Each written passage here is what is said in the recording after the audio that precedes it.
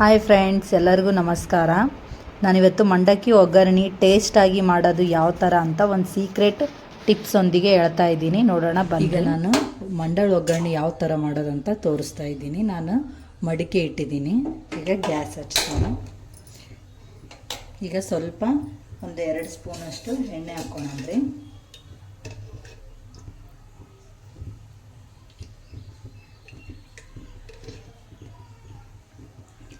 ಸ್ವಲ್ಪ ಎಣ್ಣೆ ಜಾಸ್ತಿ ಇರಲಿ, ಒಗ್ಗರಣೆ ಚೆನ್ನಾಗಾಗತ್ತೆ. ನಾನೀಗ 3 ಸ್ಪೂನ್ ಹಾಕೀನಿ. ಈಗ ಇದು ಸ್ವಲ್ಪ ಎಣ್ಣೆ ಕಾಯಲಿ.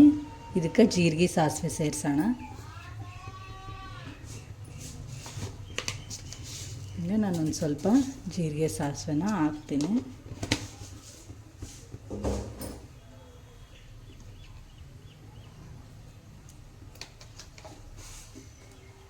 ಈಗಿದು ಚೆನ್ನಾಗಿ ಎಣ್ಣೆ ಕಾದು ಜೀರಿಗೆ ಸಾಸಿವೆ ಎಲ್ಲ ಚಟಪಟ ಅಂದಲಿ. ನೋಡ್ರಿ, ಈಗ ಜೀರಿಗೆ ಸಾಸಿವೆ ಎಲ್ಲ ಚಟಪಟ ಅಂತ ಸಿಡಿತಾ ಇದ್ದಾವೆ. ನಾನು ಇದಕ್ಕೆ ಸ್ವಲ್ಪ ಕರಿಬೇವನ್ನ ಹಾಕ್ತೀನಿ. ನಾನೀಗ ಬೆಳ್ಳುಳ್ಳಿ ಎಸೆಳ್ಳ ಸಿಪ್ಪೆ ತೆಗೆದು ಜಜ್ಜಿ ಇಟ್ಕೊಂಡಿನಿ. ಇದನ್ನು ಹಾಕ್ತೀನಿ ಇದರಲ್ಲಿ.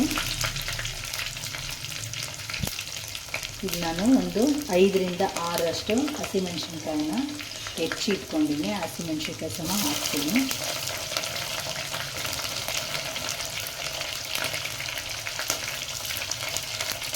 ಇವು ಸ್ವಲ್ಪ ಮೆಣಸಿನ್ಕಾಯಿ ಫ್ರೈ ಆಗಲಿ, ಆಮೇಲೆ ಈರುಳ್ಳಿ ಹಾಕ್ತೀನಿ.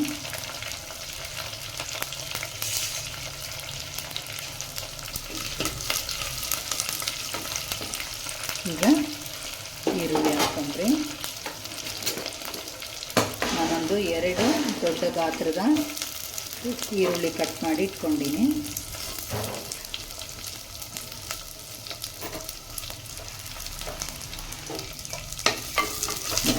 ಇದೆಲ್ಲ ನೀಟಾಗಿ ಫ್ರೈ ಆಗಲಿ. ಇದು ಉಳ್ಳಾಗಡ್ಡಿ ಏನು ನಾವು ಹಾಕಿವಲ್ಲ, ಇದೆಲ್ಲ ಒಂದು ಅರ್ಧ ಫ್ರೈ ಆದಮೇಲೆ ಆಮೇಲೆ ಟೊಮೆಟೊ ಹಾಕೊಂಡ್ರಿ.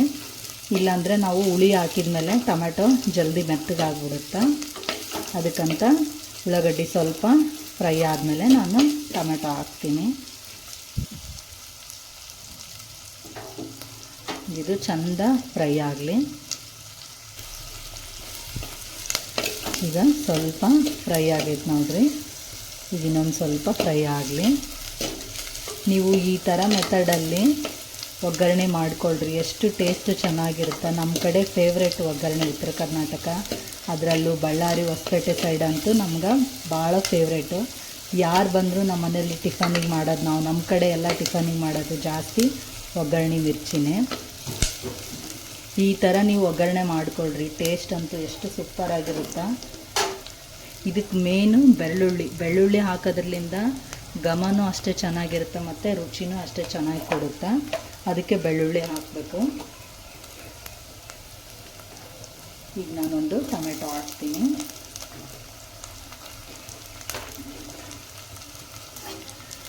ಒಗ್ಗರಣೆಗೆ ಹುಳಿ ಹಾಕ್ಲಾರ್ದೇ ಒಗ್ಗರಣೆ ಮಾಡ್ತಾರೆ, ಅದನ್ನು ಚೆನ್ನಾಗಿರುತ್ತೆ. ಅಂದರೆ ಸ್ವಲ್ಪ ಹುಣಸೆ ಹುಳಿ ಹಾಕಿದ್ರೇ ಒಗ್ಗರಣೆ ಟೇಸ್ಟ್ ಚೆನ್ನಾಗಿ ಕೊಡುತ್ತೆ.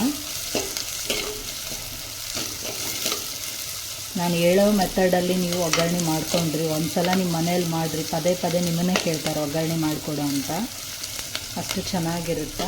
ಈಗ ಇದು ಸ್ವಲ್ಪ ಫ್ರೈ ಆಗಲಿ. ಫ್ರೈ ಆದಮೇಲೆ ಹುಣಸೆ ಹುಳಿ ಹಾಕೊಂಡ್ರಿ ಇದರಲ್ಲಿ. ನಾನು ಇದರಲ್ಲಿ ಒಂದು ಸೀಕ್ರೆಟ್ ಇಂಗ್ರೀಡಿಯೆಂಟ್ಸ್ನ ಆ್ಯಡ್ ಮಾಡ್ತೀನಿ. ಅದು ಯಾವುದಂತ ನಿಮ್ಗೆ ಮುಂದೆ ತೋರಿಸ್ತೀನಿ ನಾನು.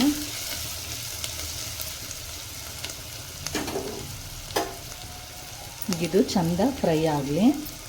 ಅಷ್ಟರಲ್ಲಿ ಹುಣಸೆ ಹುಳಿನ ನಾನು ಕಿವುಚಿ ಸೋದಿಸಿ ಇಟ್ಕೊತೀನಿ.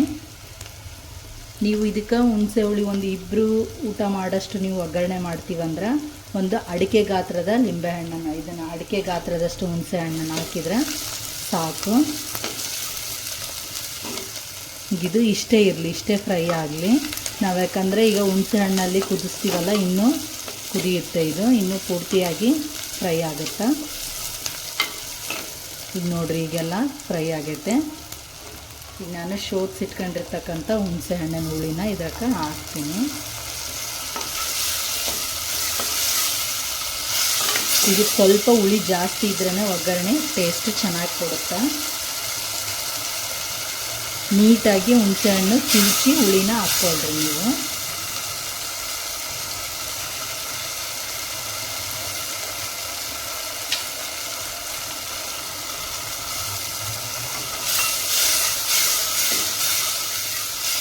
ಇದು ಗಡಿಗೆ ಆಗಿರೋದ್ರಿಂದ ಭಾಳ ಬಿಸಿ ಇರುತ್ತೆ. ಆಮೇಲೆ ಭಾಳ ಹೊತ್ತಿನ ತನಕ ಬಿಸಿ ಆರಂಗಿಲ್ಲ. ಕಾಯೋಕ್ಕಷ್ಟೇ ಟೈಮ್ ತೊಗೊಳುತ್ತೆ. ಕಾದ್ಮೇಲೆ ಜಲ್ದಿ ಬಿಸಿ ಆರಲ್ಲ, ಭಾಳ ಹೊತ್ತು ಬಿಸಿ ಇರುತ್ತೆ. ಅದಕ್ಕಂತಲೇ ನಾನು ಒಗ್ಗರಣೆ ಇದರಲ್ಲಿ ಮಾಡ್ತಾ ಇರೋದು. ಟೇಸ್ಟ್ ಚೆನ್ನಾಗಿ ಕೊಡುತ್ತೆ ಮತ್ತು ಬಿಸಿನೂ ಆರಲ್ಲ ಒಗ್ಗರಣೆದು. ಈಗಿದು ಕುದಿಲಿ. ಇದಕ್ಕೆ ಸ್ವಲ್ಪ ಉಪ್ಪು ಸೇರಿಸೋಣ.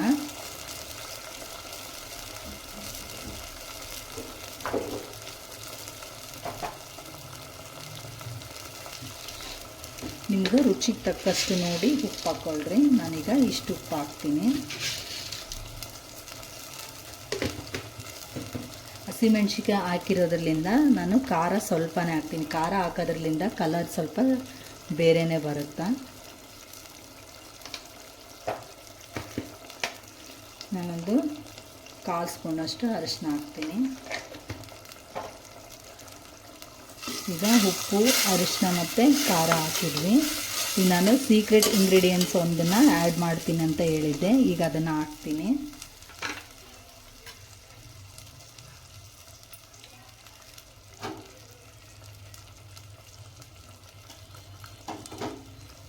ನಾನೀಗ ಒಂದು ಸ್ವಲ್ಪ ಹಾಲು ಸೇರಿಸ್ತಾ ಇದ್ದೀನಿ. ಈ ಹಾಲು ಹಾಕೋದ್ರಿಂದ ಒಗ್ಗರಣೆ ಟೇಸ್ಟ್ ಚೆನ್ನಾಗಿ ಕೊಡುತ್ತಾ.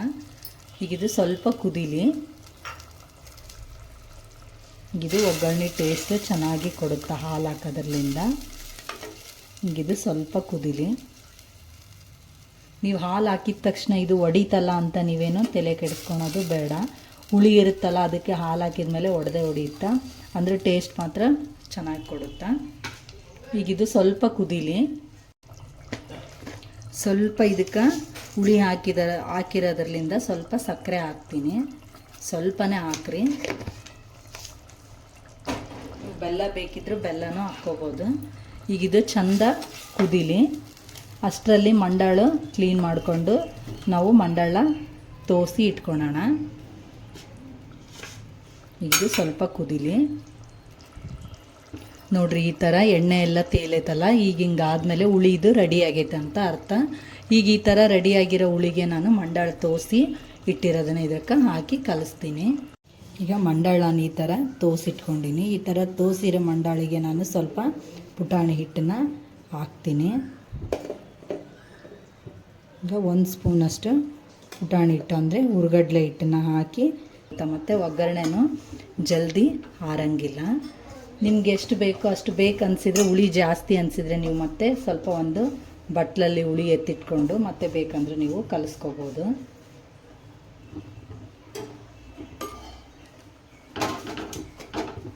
ಇದನ್ನು ಈಗ ನೀಟಾಗಿ ಕಲಿಸ್ಕೊಳಮ್ರಿ. ಎಷ್ಟು ಟೇಸ್ಟ್ ಚೆನ್ನಾಗಿರುತ್ತೆ ಇದು ಒಗ್ಗರಣೆದು.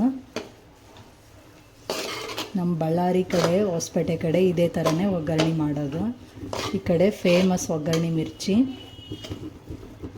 ನೋಡ್ರಿ, ಈಗ ಒಗ್ಗರಣೆ ರೆಡಿ ಆಯಿತು.